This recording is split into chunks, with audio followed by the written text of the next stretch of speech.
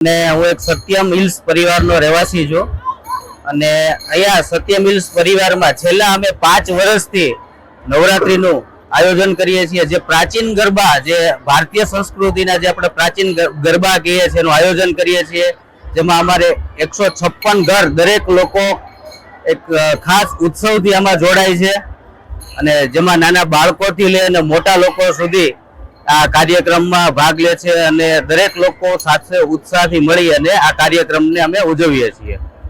અને કેટલા સમયથી આપણે જે છે આમાં કેટલા લોકો જોડાય છે? આમાં કુલ ટોટલ 156 ઘર રહેલા છે અને દરેક લોકો 156 ઘર આ ઉત્સવમાં જોડાય છે। નવરાત્રી હોય કે અમારે ગણપતિ દાદાનો ઉત્સવ હોય, દરેક લોકો આમાં જોડાય છે।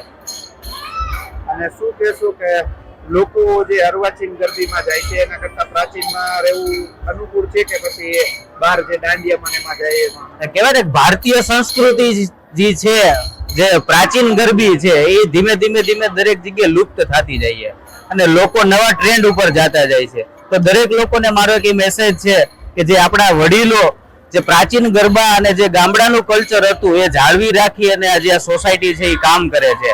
એમાં દરેક પરિવાર એક ખાસ ઉત્સવથી આમાં જોડાય છે, નાનાથી લઈને દરેક મોટા લોકો સુધી। જે અમે છેલ્લા 5 વર્ષથી અહીંયા રહીએ છીએ અને હરેક વર્ષે આવો ધામધૂમથી અમે ઉત્સવ ઉજવીએ છીએ।